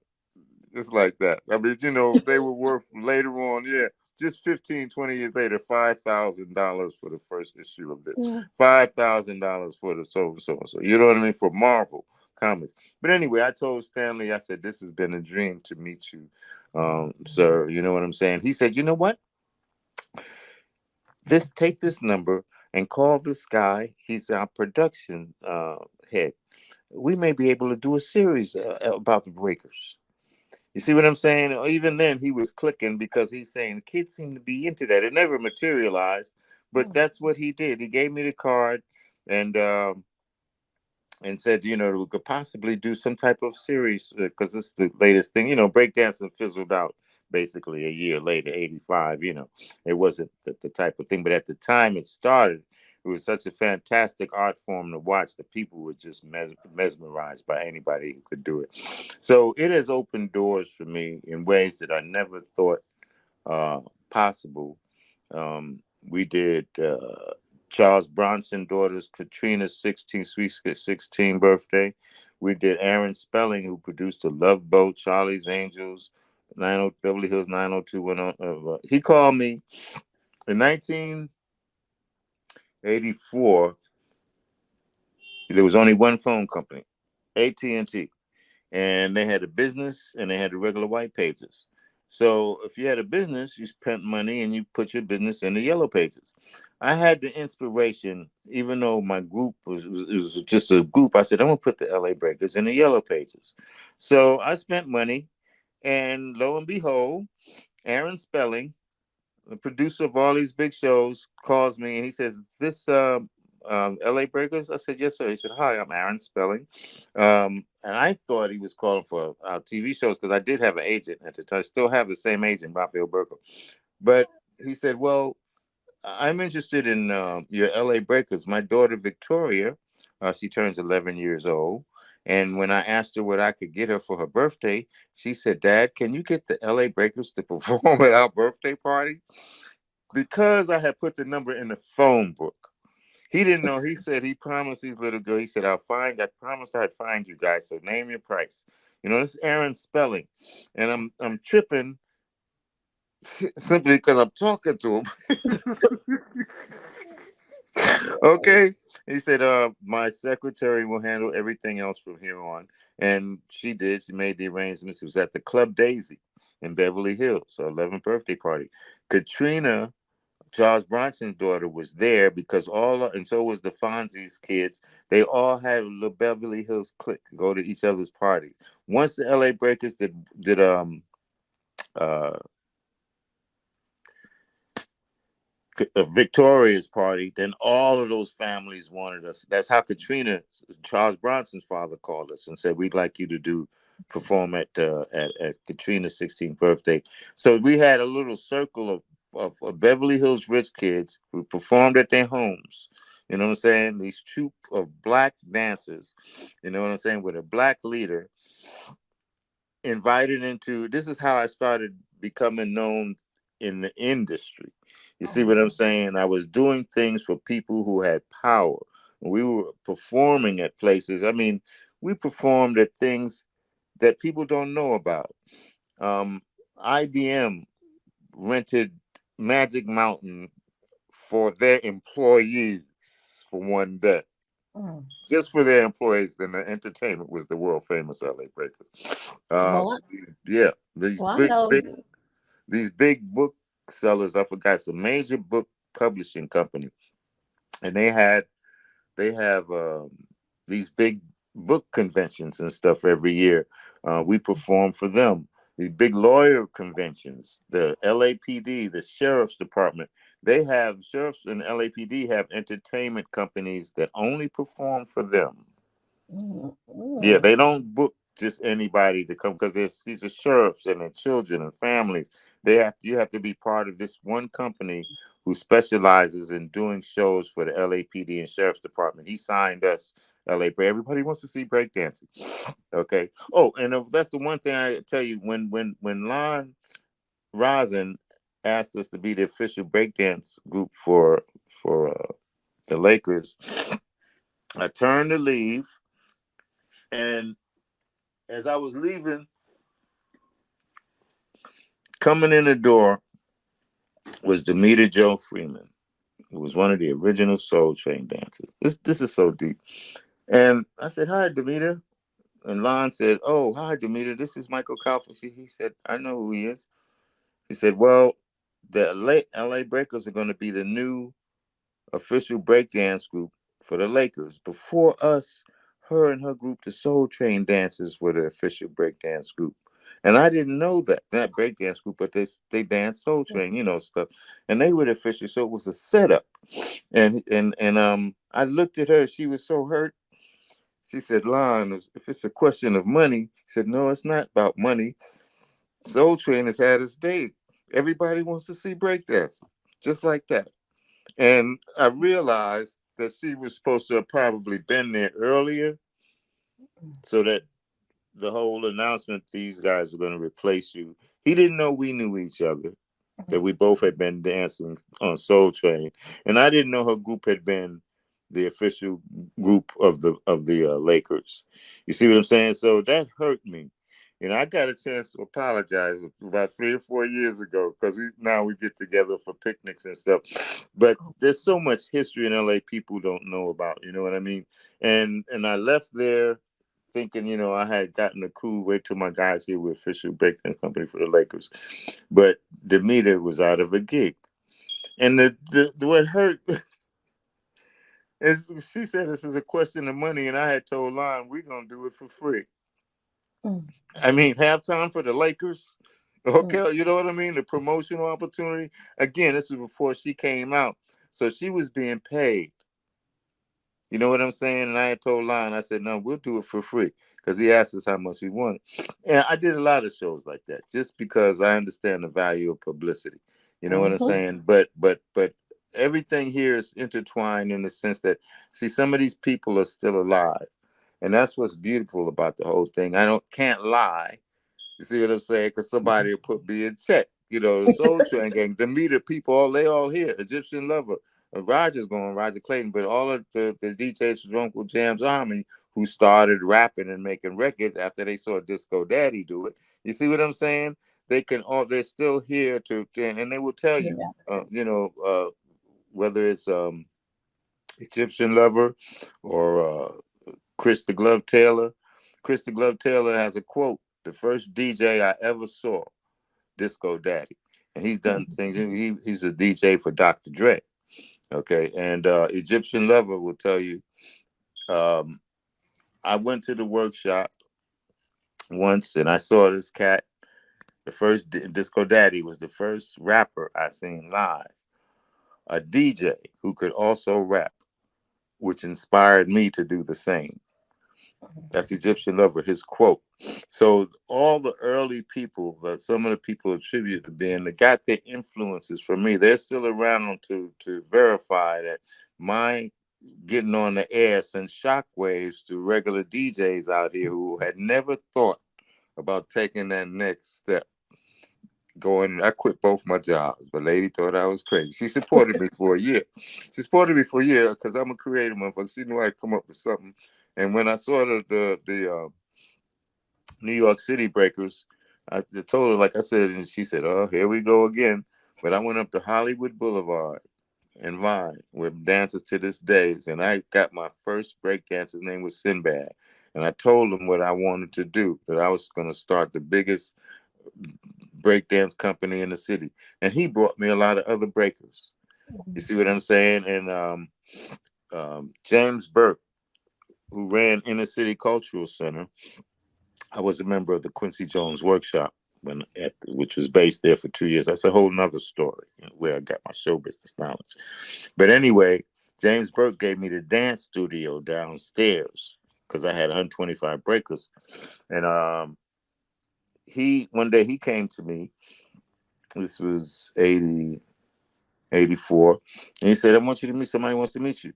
And this guy's name was Jack Kent. He was the official representative of the advertising agency for McDonald's on the West Coast.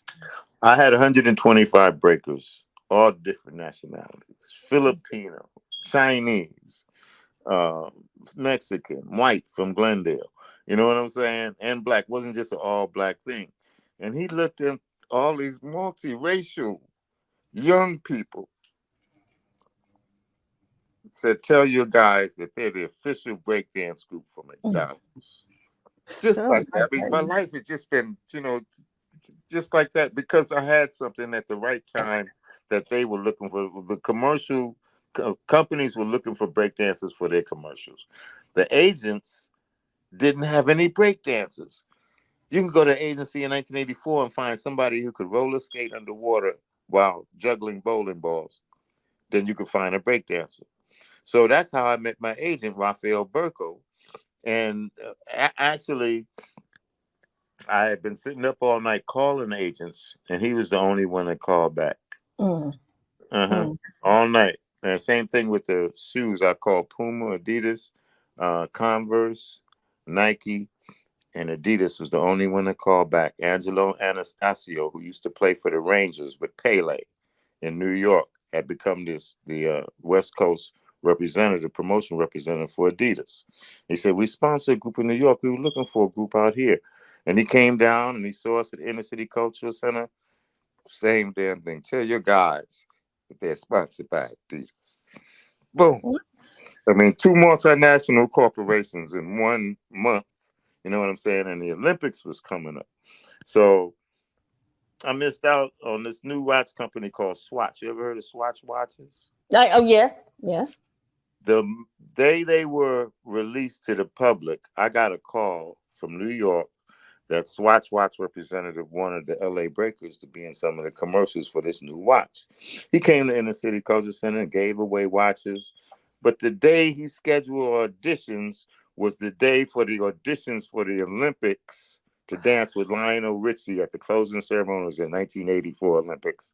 And he was pissed off at me because I said, you just happened to pick a day. They just announced that the Olympics auditions that Lionel Richie's going to close the Olympics, and they wanted to have nothing but break dances and closing ceremonies with him, and that's where all my guys are. And he never wanted to have anything. He went to somebody else to get some break dancers, but he was really dependent on me. I had moments like that that hurt because Swatch Watch blew up. You know, the We thing did the is first. when that's the thing, because you said it earlier, and even I am a true believer. Your path is ordered. You never know what God is going to bring you, bless you with. You're not, and not every opportunity is going to be for you. And those are those opportunities that you unfortunately maybe at that time had to pass up, but then you never know what the future is holding for us. Exactly. you Exactly. know like I said, we could be here for hours, but Oh, what I I got do. some stories for you. I mean, you know what I mean? Yeah, Listen, but I appreciate the time. no, I And appreciate your time. You're a living legend, like I said, and I will say this: I don't want you to give everything away right now, because we want them to get your book when you're ready to put your book out. And like you said, you might have something else coming also before then. I'm gonna tell uh you one thing. Go ahead. With all the hip hop and the fun and excitement and everything, Easy E was not the first person in show business to sell cocaine to try to support themselves. Okay, but it wasn't crack. Back in the days, everybody, whether you were R&B group or whatever, you wore a silver spoon around your neck. It was a powder thing. It was a powder culture. You had to have money. Crack came later. But I sold some to an undercover agent. My first time trying it to make extra Oh, money in 1980. Got arrested, got put on probation. But I I had all this other before I cut my record on. I had all this other stuff going on, and I just couldn't report to the probation office. So I didn't think about it, and they gave me probation because I didn't have no record. It was my first time, and I never did that no more. But I left, and I told my lady we're gonna move, and we just moved around the corner. All right, and for 10 years, doing the L.A. Breakers, doing me recording my records, appearing with Jerry Lewis and all these famous people on different shows. I'm wanted by the police like a monster. I gotta look around at behind me every stage I'm on because I'm on TV. I'm doing shows for the police department, for the sheriff's department. They run your name and everything, but back then they didn't have a computer system where I would have just popped up. But I'm saying the thread of drama that runs through the whole everything I accomplished in that 10 years from 1980 to 1990, I was wanted by the police for no. felony probation, yeah, sales of cocaine to an undercover officer. So I'm gonna tell people that because now people understand that I'm not writing a book that's rosy and you know what I'm saying? Oh, I did this in hip hop and all of that. There were things, life decisions that I made which weren't wise, which led me on a path. Once you violate probation, that warrant never goes away. You know what I'm Mm, saying? You're on probation until you turn yourself in. But I never got arrested for nothing until 1990. And out of all the great things I've done, in 1990, I'm jaywalking in front of Boys Market on Crenshaw by Yum Yum Donuts. And the police swoop over, and you got to give you a ticket. You got some ID. Never could get ID for 10 years. You see what I'm saying? Never. Oh, I got in the nightclubs and everything because back then in those days they weren't just as lax as they were on night. I got stopped driving, and the cop just said, "Well, you have a driver's license next time." You know what I'm saying? It was much different back then. But anyway, they pulled me over, and I didn't have no ID. And so I gave my address where I used to live in the jungle, and that happened to be the address where I was living when I got busted for sales of cocaine in 1980. Okay, I gave him a different name. So the computers that they were just putting in in police cars at that time matched the address for anybody who been arrested at that address. They run your name, but they also run the addresses. People don't know that. They run your address. So he came back. He said, "Is your name Michael Smith?" Says this address has come up that and I had my description, and that the game was up. You see what I'm saying? 10 years, and I went to in front of the judge, and I'm thinking that the judge is going to say, "Well, you haven't been arrested for anything and for 10 years. We're going to give you 6 months, and you be back to life." You know what I mean? The judge looked and said, "Mr. Smith, you've been running for 10 years. Mm. Mm. You've been running for 10 years. I'm going to give you 3 years for the probation violation, and 1 year for whatever. Oh, for whatever I got busted for. And you're going to do. It's just going to sentence you to 4 years, but you'll only do two." I ain't never been in prison in my life. A man just shoving time down your throat. So as a black man, I got to experience. This is the part of the book where people get to see that there's no shortcuts. You see what I'm saying? I had two babies, and they suffered while I'm in prison because their mothers was having problems. I wasn't there to help. There's no shortcut. Selling drugs and stuff like that, which at the time, luckily, it wasn't the crack thing. They had everything was powder back then. I had some famous rock, R&B stars that when they come through Big Ben's records, they couldn't go to the street. DJs, a lot of DJs in the business on records or on radio. That was their Well, side hustle. well, we're gonna say that for the book. We're Okay. gonna say that for the book because I'm Okay. definitely I want to read that. But Mr. Disco Daddy, now listen, you're on social media. Um, let everybody know where they can continue to follow your journey on social media. Um, Disco Daddy the first on Instagram. Michael Khalfani, Khalfani on Facebook. I'm on TikTok, yeah, but I haven't done anything yet. And I've got a podcast that I'm working on called, actually, the project title is not set, but basically it's about legend. We're going to be interviewing legendary people, giving them their flowers now. Okay, we give them their flowers now as part of the title. It would be like something like legendary. We give their flowers now, something like that, to recognize people who are alive and doing things. Shine Award we've given to Maxine Waters. Karen Bass has one. Councilman Marcus Harris Dawson. A Shine Award from the Soul Train Gang is in a Crystal Award, tall Crystal Award for people who've been on the grind trying to make this world a better place, but haven't been getting much shine. Okay. So the podcast is an extension of that, interviewing people who are out here on the grind and just haven't been getting the shine that they actually deserve. You know, you can use your celebrity in two ways to help uh, uh, gratify yourself. Okay. When you look in the mirror, or realize that things that you say and positions you take may help empower someone else who's going through the same things that you might have went through. I'm vegan. I don't try to get people to be vegan like me, but I do post vegan posts on the health benefits of a vegan diet so that people can see that there is an option. Our people get the worst groceries in our communities, low quality produce and stuff. There's a few like Ralph's that, like here in La Brea, Baldwin Hills, they have organic sections and stuff.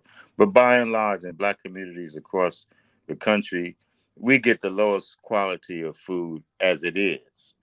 You see what I'm saying? So I try to create posts that make people just think about not only what you're eating, but what you're teaching your children to eat, because they're going to have children too.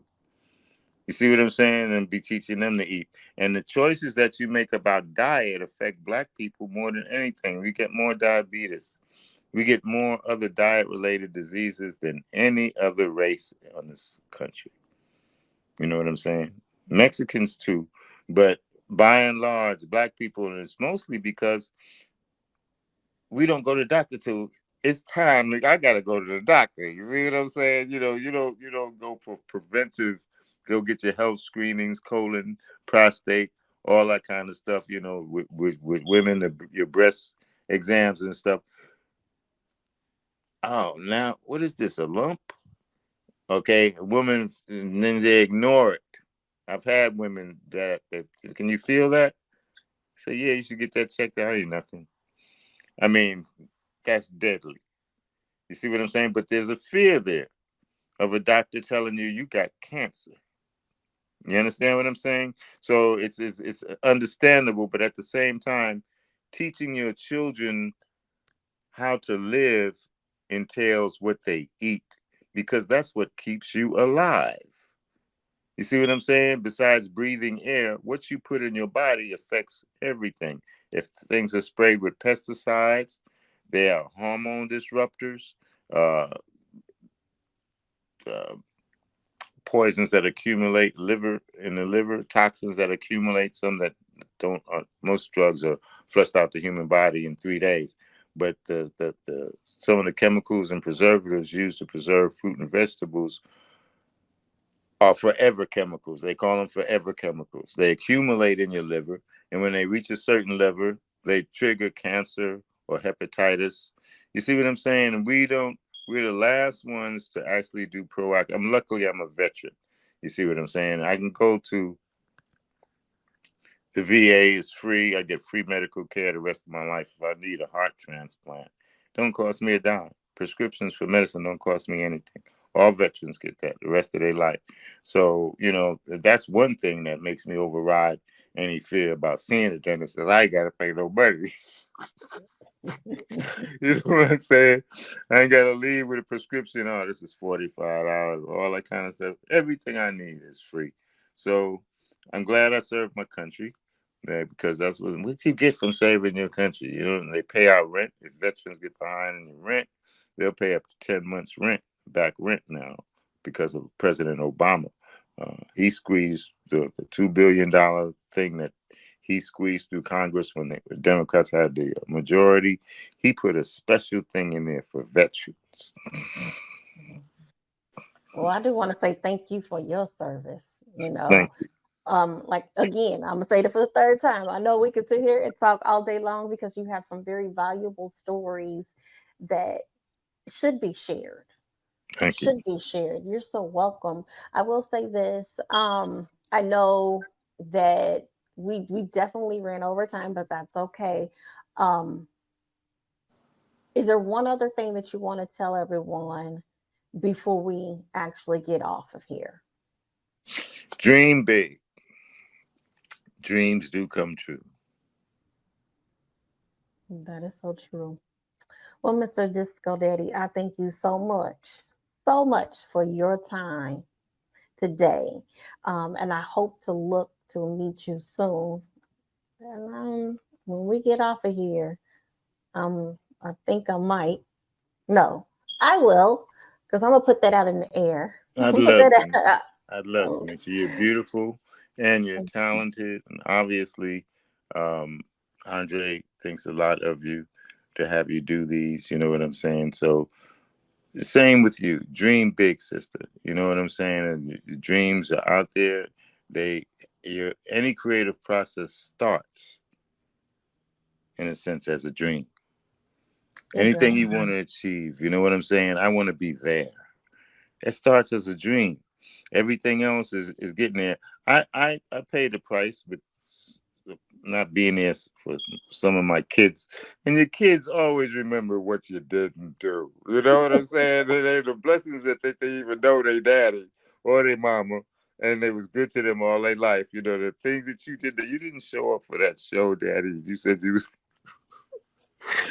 so I've had moments like that where I had to repair. And when I went to jail, like I said, my kids at that age were turning 10, 11, 12, and they needed a dad. That was the most, at that age, it's the most identity challenging age, because you're being hit from all sides. You don't know really what you want to be.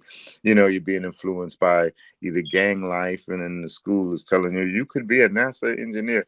So there's a lot of things that's going on at that age where a father could sort of help sit down and sort things out, and I wasn't there. I paid the price during those years. So again, God has kept me alive this long for the purpose. The stories that I'll share will help somebody out there and see that you can still go through a whole lot of bull and overcome it. You dig what I'm saying? And be given awards and honors for your lifetime, where people don't look at the little things that you did during your lifetime. They look at the whole picture. You see what I'm saying? I've never hit women, and all of my girlfriends are still alive will tell you that's one thing about him. But he shouts and curses like a big dog. You know what I'm saying? And I had girlfriends tell you his bark is worse than his bite. But that's I mean, that's me. I could never. And I'll tell you this, and I'm gonna leave. I'm gonna ease out of here. But my mother was very beautiful. She was a professional model. I'm the firstborn son. I used to watch my mom get beat. I'm 5, 6, 7 years old by her boyfriends. I could never hit a woman. I seen my mom curled up on the floor where man hit it so hard she couldn't move. I could never hit a woman. You understand? Because that flashes but I want to kill a nigga. Me and my brother go get some knives out the kitchen. He's 6, I'm 7. And mom said, y'all go back upstairs. Y'all go back upstairs. You know what I'm saying? I can never do that. So I never spanked my girls. I never put my hand on them because of that. Because I wanted them to know and to remember the nigga puts his hand on you. Your daddy never put his hand on you.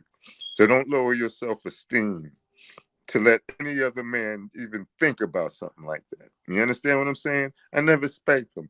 When they was 5 or 6, they'd be playing with other kids, and our daddy don't spank us. Making it a thing. But now they understand.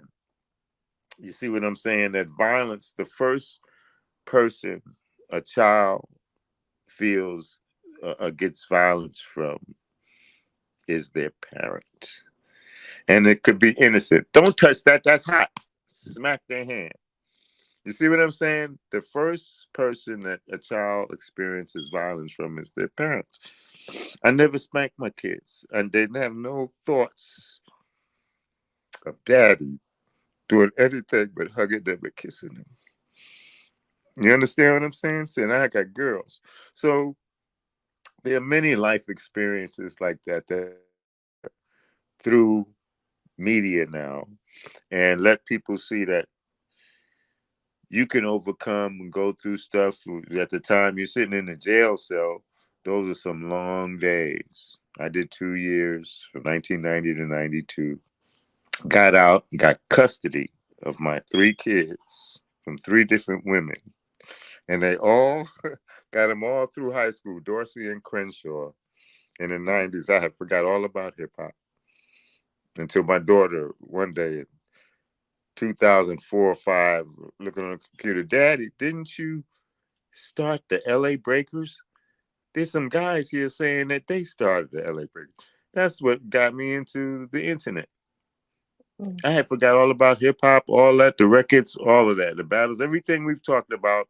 I was a parent and glad every day I get my kids $5 a piece to go to a day to go to school, and they teenagers, and I got them all through high school.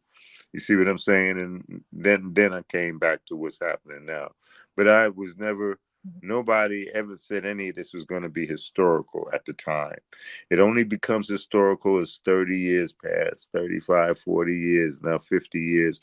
It's history. There's a history there, East and West Coast.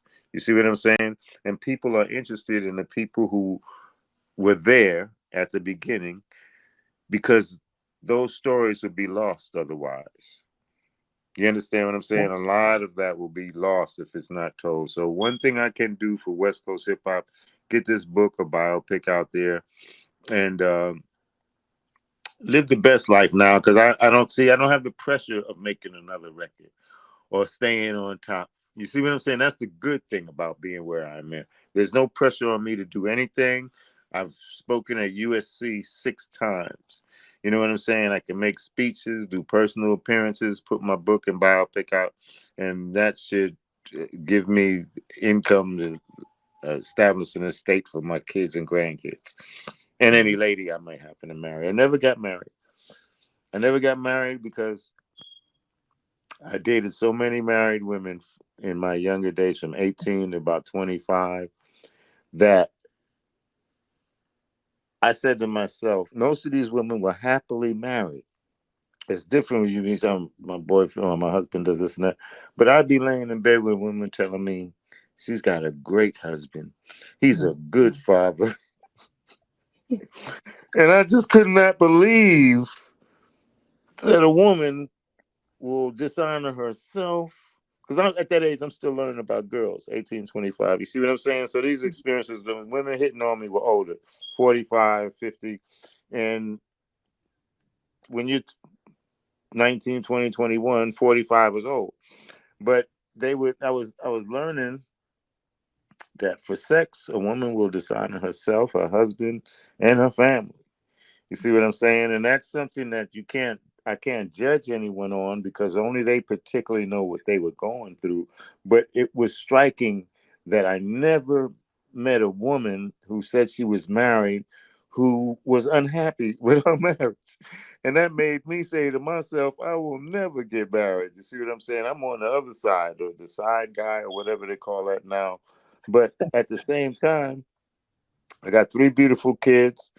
I never had to pay alimony or child support, because I talked my baby's mamas into letting me keep my kids 6 months of the year. Oh, cool. They were all 3 different mothers, so the only way they grew up as brothers and sisters was when they lived with their dad. You see what I'm saying? And that we never use half brother, half sister like that. They brothers and sisters. You see what I'm saying? Period. And by keeping your children half a year, you're providing half the support. A lot of brothers just don't think about that. Get you an apartment. You think what I'm saying? Tell your lady, I'm going to keep my child 6 months. She can't say no unless you're abusive or something like that. See, I never abused anybody, women or anything. So it gave them a break. You see what I'm saying? They were able to go party and all that kind of stuff. And plus, they got to know the other babies. So they all became friends. All the 3 mamas, baby mamas, they became friends. They babysit for each other sometimes. But they knew where the kids was with their dad. You see what I'm saying? Like 6 months of the year, and I turned them back over to them. So they couldn't take me. The one tried until she told, I said, y'all, I keep my kids 6 months of the year. And he turned to this lady, Denise. She said, is that true? She said, yes, a case dismissed. He provides half the support and everything for the 6 months that they're with them. See what I'm saying? So I gave up hip hop just to be into my children during the 90s, get them to high school, let them know they had a dad who loved them. All this disco daddy stuff, they're really, because they was real little when I was doing it, they're really learning who their father is. Mhm. And that's why it's great, like these types of platforms. You can definitely get that out there. Also, at the same time with Andre and the honors, the ceremony, you being honored, everything is in timing. It's in the timing it is supposed to happen. Thank you. Thank you. You know. Yes, I believe that. So I'm on that note. What I'm gonna say is I want to bid you farewell, but this is not going to be the last time I talk to you, and I definitely want to know more because Thank I you. know for sure I will be coming out that way, and I definitely want to make sure I get that time and connect with you. Thank you. Thank you very much. So just so everybody knows, once again, I want to make sure that you guys are logging on, you're subscribing to the YouTube page, official YouTube page. Once again, it's Candy Productions 2, capital C and the number 2. Make sure you are following, liking, subscribing, and all that good stuff, and commenting on the official Candy Talk Show page, and that is on Instagram, Candy Talk Show. So I appreciate you all's time. Please make sure you stay tuned. follow Mr. Daddy, Mr. Disco Daddy, Mr. Thank Disco you. Daddy. Thank you You're very much. welcome. You're Have a welcome. blessed week out there, everybody.